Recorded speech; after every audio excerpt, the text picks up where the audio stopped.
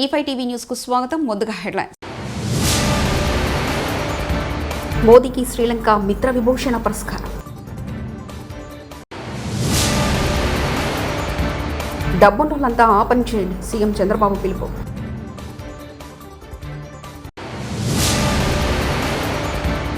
MIM కోటలు బద్దలు కొడతాం, కిషన్ రెడ్డి.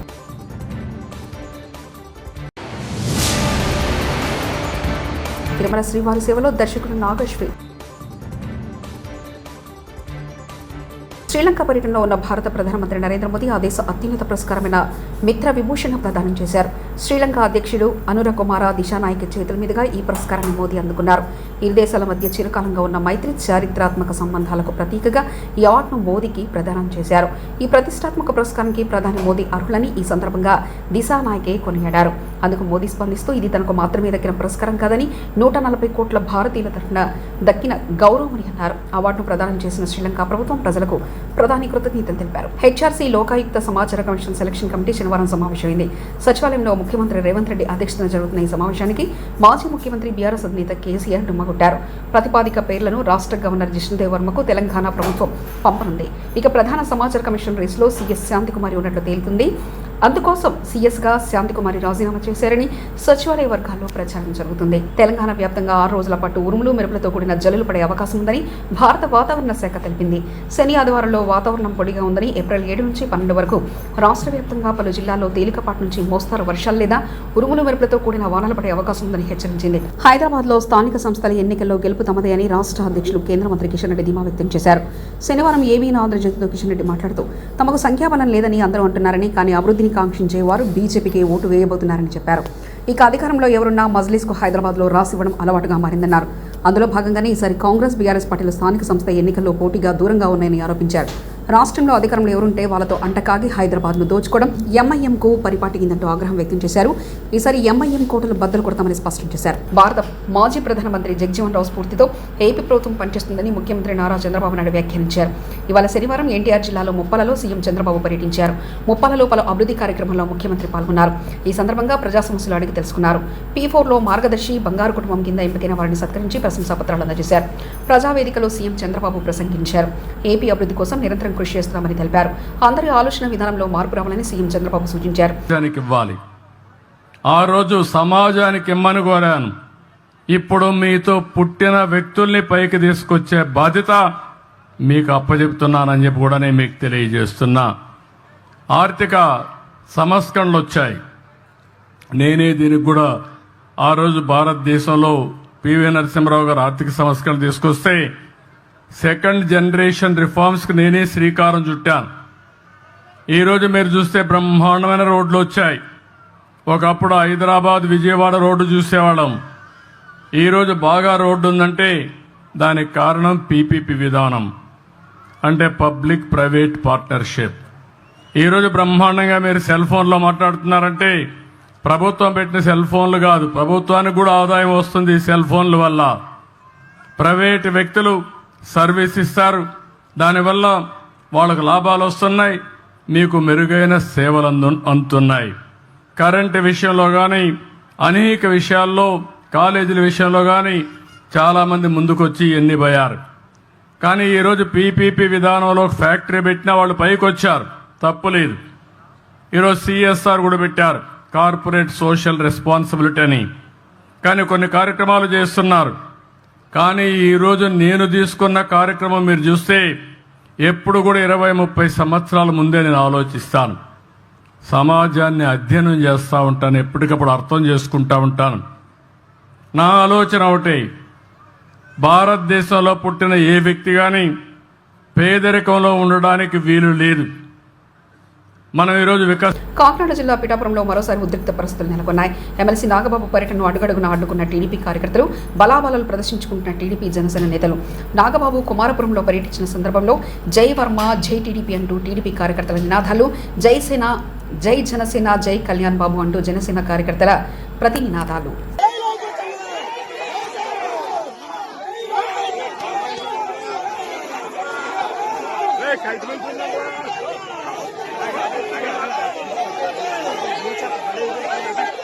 దేశవ్యాప్తంగా ముస్లిం సమాజం వ్యతిరేకిస్తున్న వక్ఫ్ సవరణ బిల్లుకు మద్దతు పలకడం ద్వారా చంద్రబాబు చరిత్రహీనుడిగా నిలిచిపోతారని వైఎస్ఆర్సీపీ ముస్లిం మైనార్టీ విభాగం రాష్ట్ర అధ్యక్షులు వక్ఫ్ బోర్డు మాజీ చైర్మన్ షేక్ కాదర్ పాషా ఆగ్రహం వ్యక్తం చేశారు.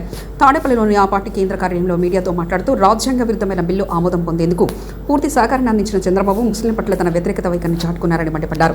వక్ఫ్ భూములను కాజేసే కుట్రలో తెలుగుదేశం పార్టీ భాగస్వామి అయ్యిందంటూ ధ్వజమెత్తారు. మన పిల్లలు లేని వాళ్ళు అంటే మొత్తం ముస్లిమ్స్ ఎవరైతే ఉన్నారో ఒక ఇన్స్టిట్యూట్ కింద అంటే ఒక దర్గా కిందనో ఒక మసీద్ కిందనో 50 ఎకరాలు 100 ఎకరాలు 150 ఎకరాలు 200 ఎకరాలు రాసిన చరిత్ర అది భద్రంగా ఉంది మన వక్ఫ్ రికార్డులో. అటువంటి ఆ ల్యాండ్ లోకి వచ్చే ఇన్కమ్ ని ఆ ఇన్స్టిట్యూట్ డెవలప్ చేయాలా, దాని తర్వాత ఆ మిగిలిన వచ్చే ఇన్కమ్ ని ఆ పేద ప్రజలకు పంచాలా అని చెప్పి వక్ఫ్ యాక్ట్ లో క్లియర్ గా ఉంది. కాబట్టి ఇదేదో గవర్నమెంట్ ల్యాండ్ అని అదేదో తీసుకొచ్చి గవర్నమెంట్ ప్రయోజనం చెందుతుందని అంత ప్లాన్ చేసి బీజేపీ వాళ్ళకి ఒత్తాస పలకడము చంద్రబాబు దాని తర్వాత పవన్ కళ్యాణ్కి ఎంతవరకు సమంజసమని నేను గట్టిగా అడుగుతున్నాను. ముఖ్యంగా మీరంతా మొన్న చూడొచ్చు, లోక్సభలో కూడా మా మిథున్ రెడ్డి గారు క్లియర్ గా దాన్ని బిల్లుని అపోజ్ చేస్తూ బిల్లుకి అగెనిస్ట్ గా ఓటేశారు. రాజ్యసభలో కూడా మీరు చూడొచ్చు, రాజ్యసభలో కూడా ఆల్రెడీ మన వైవి సుబ్బారెడ్డి గారు విప్ కూడా జారీ చేశారు. విప్ జారీ చేసి మన బిల్లుకి అగెనిస్ట్ గా ఓటేశారు. ఫస్ట్ చంద్రబాబు నాయుడు గారు తెలుగుదేశం అనుకో ఏం చెబుతుందంటే ఆ బిల్లు రాకముందు 1 డే బిఫోర్ ఏముంటుందంటే వీళ్ళు అక్కడ సాక్షిలో హైదరాబాద్ సాక్షి వక్ఫ్ ల్యాండ్ లో ఉంది కాబట్టి వీళ్ళు బిల్లుకు అగెనిస్ట్ గా ఓటేస్తున్నారని చెప్పారు. ఫస్ట్ అగెనిస్ట్ గా ఓటేసిన వాళ్ళు మళ్ళీ రాజ్యసభలో ఉంట బిల్లుకి ఫేవర్ గా ఓటేశామని చెప్పి అదొకటి ప్రాపగండ చేస్తున్నాం. ఇదేదో సత్యం న్యూస్ అంట, ముస్లింలకు జగన్ గారు వెన్నుపోటు అంట. ఇదంతా ఒకసారి ముస్లింస్ ప్రజానికానికి ఆలోచించమని కోరుతా ఉన్నా. అంటే 2 నాలుకల ధోరణి చంద్రబాబు నాయుడు గారిది, 2 నాలుకల ధోరణి. ఎందుకంటే మీకంతా తెలుసు, ఈసారి ముస్లిం సమాజం అనేది దగ్గర 3 ఎమ్మెల్యేలను గెలిపించి మీకు పంపించారు. సరే ఏదో ముస్లింస్ ఇంకా బాగా వీళ్ళు చేస్తారని చెప్పి ఆలోచిస్తే అంత వెన్నుపోటు రాజకీయం చంద్రబాబు నాయుడు చెప్పి నేను గట్టిగా తెలుపుతాను. ఎందుకంటే ఆయన వెన్నుపోటు రాజకీయాలు మనకంతా తెలుసు. ఫస్ట్ మామగారిని వెన్నుపోటు పొడిచాడు, దాని తర్వాత బామర్దులను వెన్నుపోటు పొడిచాడు, దాని తర్వాత ఎస్సీ ఎస్టీ బీసీలు కూడా వెన్నుపోటు పొడిచే చరిత్ర చంద్రబాబు నాయుడు గారు మీదే కదా అని చెప్పి నేను గట్టిగా తెలుపుతాను. కాబట్టి ముఖ్యంగా ఒకసారి క్లియర్ గా ఆలోచించండి. ఇప్పుడు ఆల్రెడీ నిన్న కూడా మన ఎంపీ వైవి సుబ్బారెడ్డి గారు ఛాలెంజ్ చేశారు, మీరు ప్రూవ్ చేయండి మన వైఎస్ఆర్సీపీ పార్టీ రాజ్యసభలో అగెనిస్ట్ గా ఓటేసిందని చెప్పి మీరు ప్రాపగండ చేస్తున్నారు, సోషల్ మీడియాలో మీరు పంపుతున్నారు. కాబట్టి ఇది ఆల్రెడీ వైవి సుబ్బారెడ్డి గారు కూడా ఛాలెంజ్ చేశారు. కాబట్టి ఇప్పుడు ఏం అర్థమవుతలేదు తెలుగుదేశం ఉండే పార్టీలో నాయకులు అలాగే. కాబట్టి ముఖ్యంగా ఒకటి ఆలోచించండి, నితీష్ కుమార్ పార్టీ ఏదైతే ఉందో జేడీయూ పార్టీ హామీలు అమలు కావడం లేదంటూ కాంగ్రెస్ ఎమ్మెల్యేను ఉరికించిన ప్రజలు. వరంగల్ జిల్లా వర్ధన్నపేట నియోజకవర్గం పర్వతగిరి మండలంలో జై బాపు జై భీమ్ జై సంవిధాన్ యాత్రలో పాల్గొన్న కాంగ్రెస్ ఎమ్మెల్యే నాగరాజును హామీలపై నిలదీసిన ప్రజలు 6 గ్యారెంటీలంటూ మోసం చేశారంటూ హామీలు అమలు చేయకుంటే ఓట్లు అడగడానికి వచ్చినప్పుడు బుద్ధి చెప్తామంటూ ఆగ్రహం వ్యక్తం చేసిన ప్రజలకు సమాధానం చెప్పలేక మధ్యలోనే వెళ్లిపోయిన ఎమ్మెల్యే నాగరాజు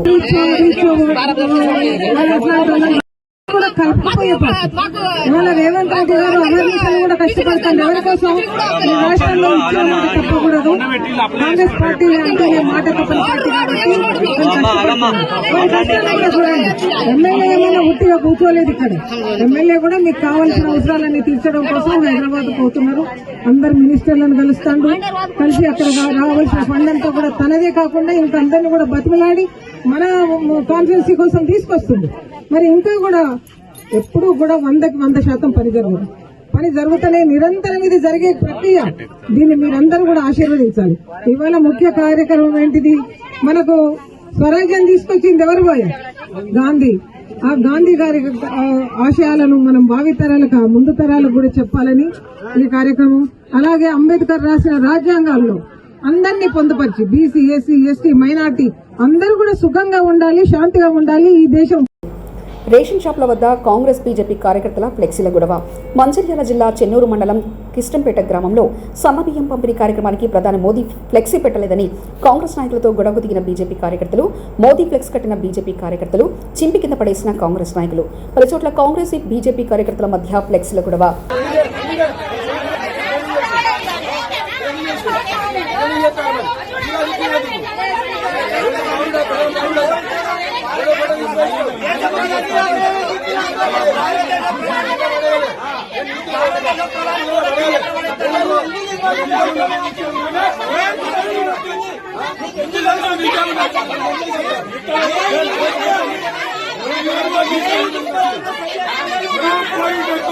తిరుమల శ్రీవారిని ప్రముఖ సినీ దర్శకుడు నాగశ్విన్ దర్శించుకున్నారు. శనివారం వేకువజామున ఆయన కుటుంబ సభ్యులతో కలిసి శ్రీవారి సుప్రభాత సేవలో పాల్గొన్నారు. తిరుమల తిరుపతి దేవస్థానాధికారులు ఆయనకు ఘన స్వాగతం పలికి దర్శన ఏర్పాట్లు చేశారు. దర్శనానంతరం నాగశ్విన్ కు ఆలయ అధికారులు స్వామివారి తీర్థప్రసాదాలు అందజేశారు.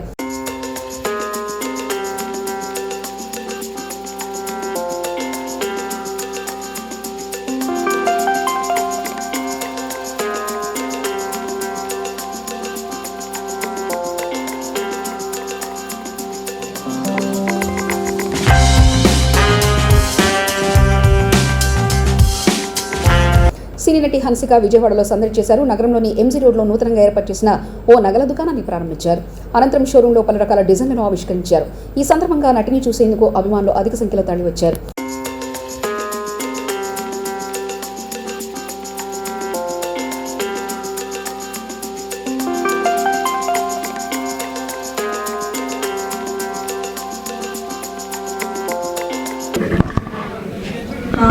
चाहत का सबूत है।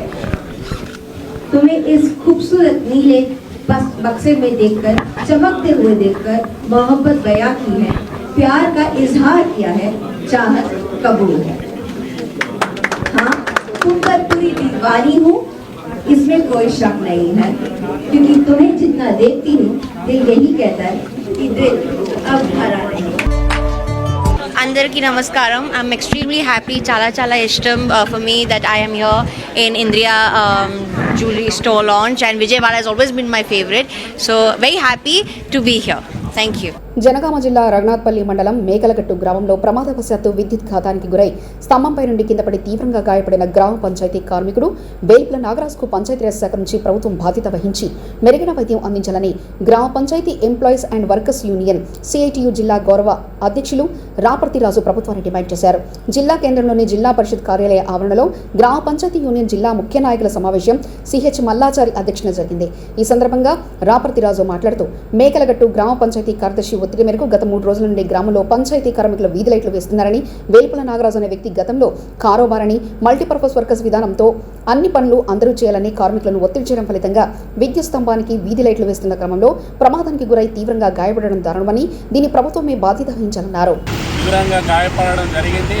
అతన్ని ఉటావుటిన జనగామ ప్రభుత్వ జిల్లా ఆసుపత్రికి తీసుకొచ్చారు. ఇక్కడ ఉన్నటువంటి వైద్యులు పరిశీలించి మెరుగైన వైద్యం కోసం మీరు హనుమకొండ, హైదరాబాద్ లాంటి చోటుకి తీసుకెళ్లాలని చెప్పేసి వాళ్ళు సూచించారు. దాని మేరకు కుటుంబ సభ్యులు, అక్కడ ఉన్నటువంటి గ్రామస్తులు, అట్లాగే తోటి సిబ్బంది ఆయనకు వైద్యం అందించడం కోసం హనుమకొండకు, అట్లాగే ఒక ప్రైవేట్ హాస్పిటల్లో వైద్యం అందించడం కోసం తీసుకుపోయినట్టు తెలిసింది. ఈ వాస్తవాలను పరిశీలించినప్పుడు ఇవాళ ప్రభుత్వం ఒక రకంగా గ్రామ పంచాయతీ కార్మికుల పైన పనిభారం మోపి వాళ్ళు చేయలేనటువంటి పనులను వాళ్ళకు డాక్టర్ నడిపించడం, మరి కరెంటు గురించి తెలియని వాళ్ళతోటి కరెంటు పనులు చేయించడం, ఇట్లాంటి తప్పుడు పద్ధతులతోటి ఒక గ్రామ పంచాయతీ కార్మికుడు తీవ్రంగా ప్రమాదవశాత్తు కరెంట్ షాక్కు గురై ఒక ప్రాణాపాయ పరిస్థితుల్లో ఉన్నాడు అనంటే దీనికి ప్రభుత్వమే బాధ్యత వహించాలని చెప్పేసి గ్రామ పంచాయతీ యూనియన్ జిల్లా కమిటీ తరఫున మేము ప్రభుత్వాన్ని డిమాండ్ చేస్తున్నాం. ఇవాళ ఆ కుటుంబాన్ని ఇవాళ దిక్కుతోచని పరిస్థితుల్లోకి నెట్టడానికి కారణం కూడా ప్రభుత్వమే.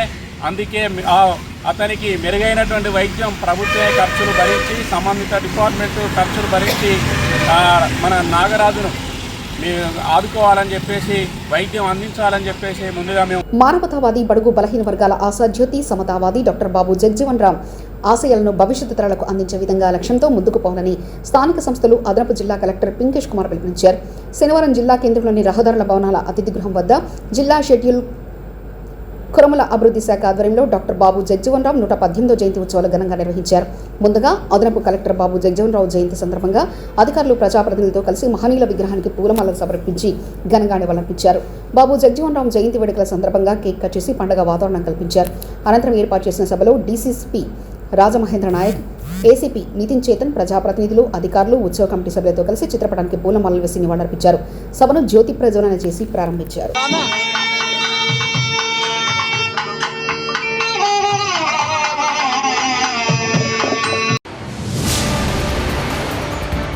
మోదీకి శ్రీలంక మిత్ర విభూషణ పురస్కారం.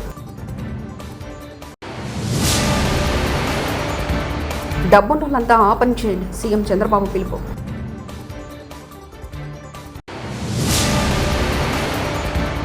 ఎంఐఎం కోటలు బద్దలు కొడతాం, కిషన్ రెడ్డి.